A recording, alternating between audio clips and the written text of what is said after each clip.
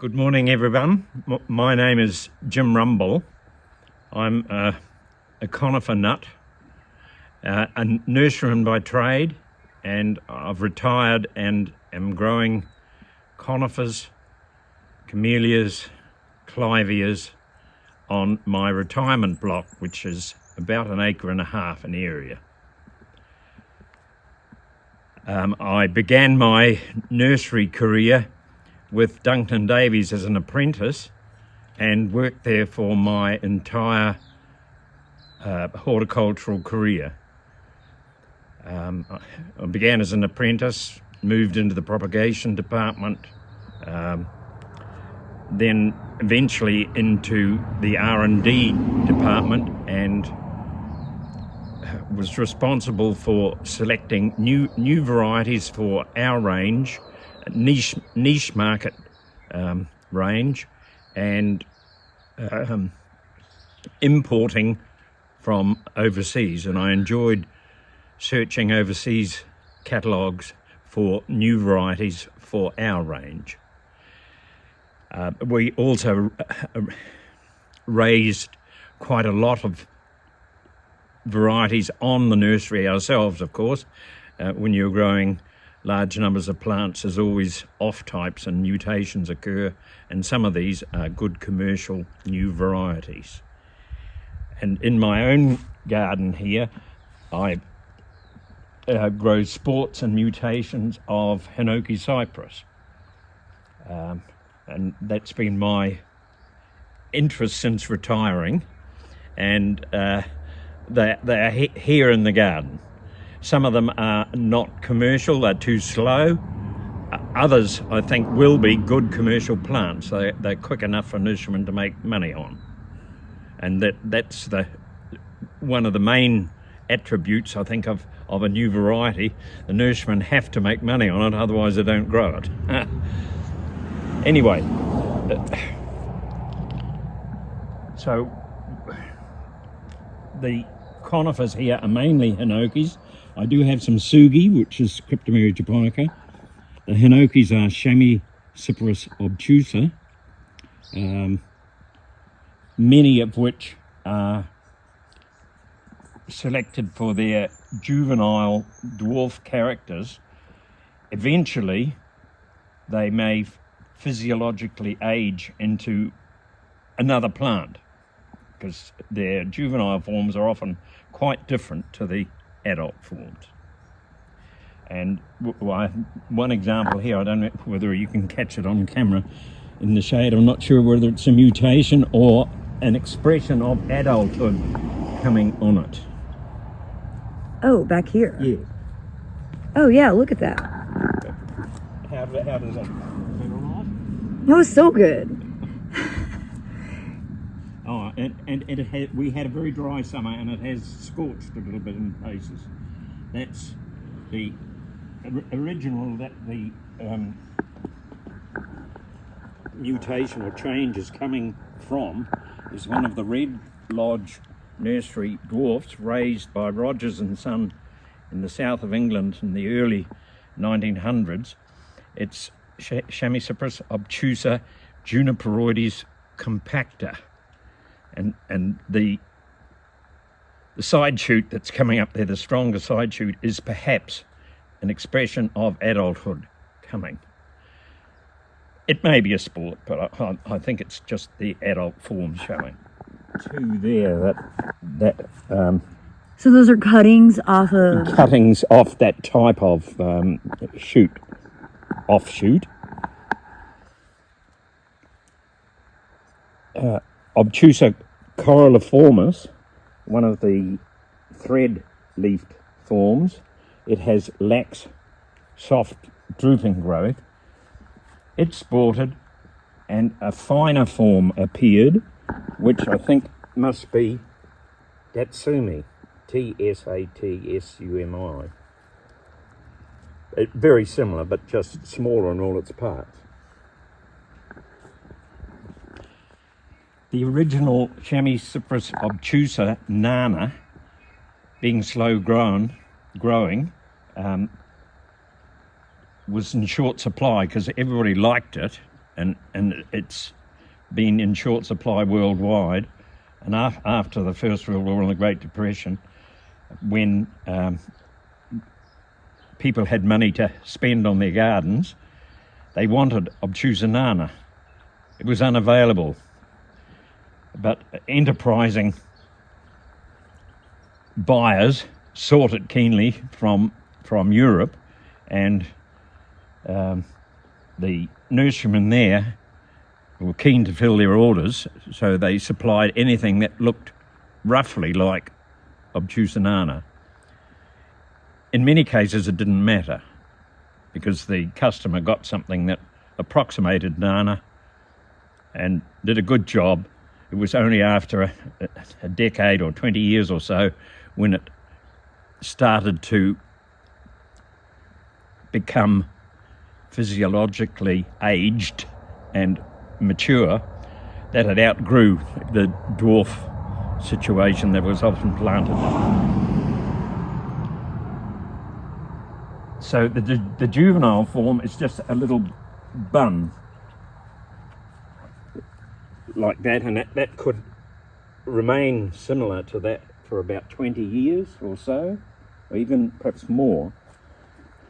I have the adult ones out the back. That is a obtusa nana that is approximately 45 years old. And what's that, about a 1 meter 20, something like that in height. So it is slow growing. Very slow growing. And you can see why the nurserymen grew substitute varieties, because they just couldn't make money out of, unless they were specialists for rock garden and alpine enthusiasts. The varieties that were grown in place of it, that's one of them. It's covered in leaves at the moment, but that's Nana grassless. Yes. But that's about 60 years old. And then what are the taller ones here? That's Loenik, Loenik, a Dutch selection, a mutation from Nana grassless that grows stronger. It's a nice conical form. I've got a better one out there for you to look at. That's a mutation of Tempelhof, and that's a seedling. So, but they're all Hinokis. Rara Flora Nursery in the States had an obtusa nana look-alike, and they called it Rara Flora. Oh, it's better on the side probably. And it grows quite a bit quicker, but is similar to obtusa nana in general characteristics. It's so congested.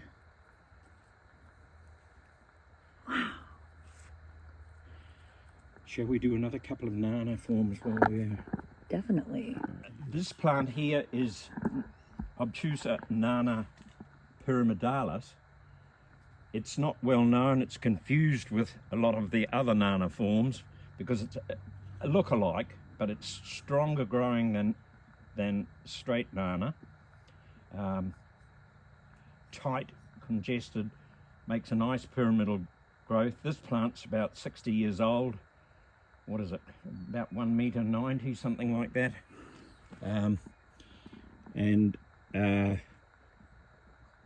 Yeah, 60 years old, so it's not fast, but it's a very good compact growing form. Nana densa, which is rare, slow growing, a fixed juvenile form that stays as a football. That plant's about 30 years old and about, what's that, 15 inches perhaps. This one is Basset. They're all similar, what would you call it, juvenile bun-shaped plants. That this one is throwing shoots on the top, which may be an expression of adulthood. That may be a mutation. I'm not sure. But, only time will tell. You'd have to grow those. Are you going to get them propagated? And just see what happens. I probably wouldn't live long enough to see what happens. Dear, dear. Right. Some of the other red lodge forms. Obtusa saespitosa, which is a very neat bun-shaped plant, cushion-shaped plant that remains tight and congested. That plant's probably 45 years old, and it's very tight and congested. The one behind it is Obtusa juniperoides, another of the red lodge forms. It has 2 shoots on, possibly mutations or possibly just an expression of adulthood coming into play. The one over here is Juniperoides compacta. Again, it has a shoot on the back that is an off type, perhaps a mutation. So it's taking 45 years for these plants to break juvenility. Yes, to grow out of their juvenile phase. That's the amazing thing about it. I think George Gardner was his name at Red Lodge Nursery, Rogers and Sons Red Lodge Nursery, and he selected about 20 of them, sold off some of them, and some of the ones he sold off have become good forms in their own right. This happens to be one here, rigid dwarf. It has the juvenile piece at the base. Oh, You wow. can still see the juvenile bun shape at the base, but it has developed its adult characteristics and is a nice, narrow, upright form. Rigid dwarf.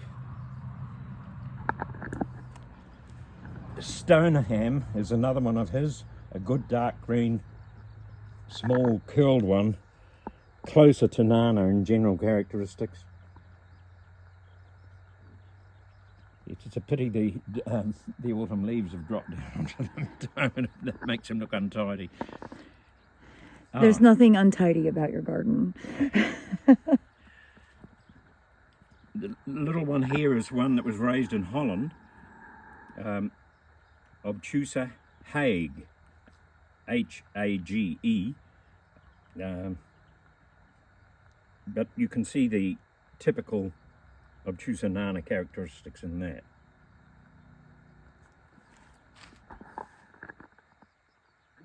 Which is worth mentioning, I think. It's intermedia, and it was named intermedia because it's intermediate between the tennis ball cypresses and nana.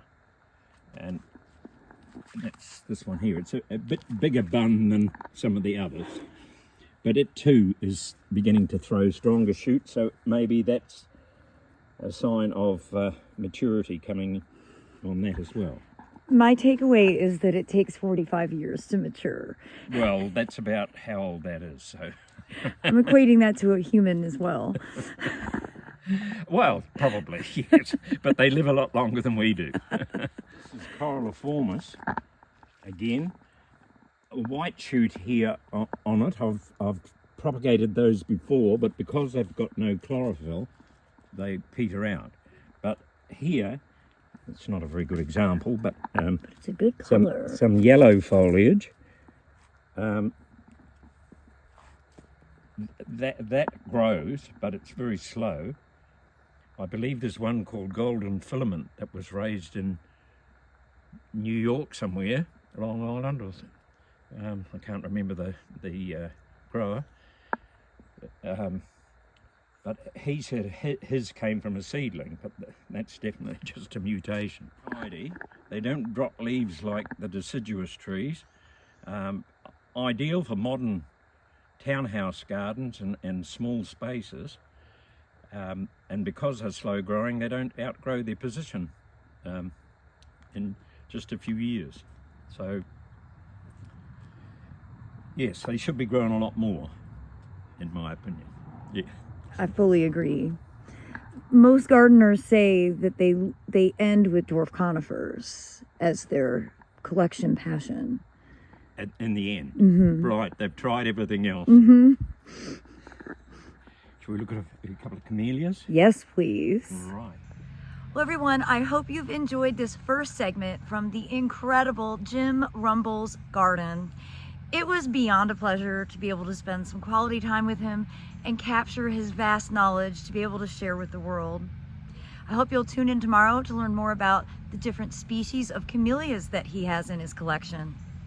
As always, thanks so much for watching and happy gardening.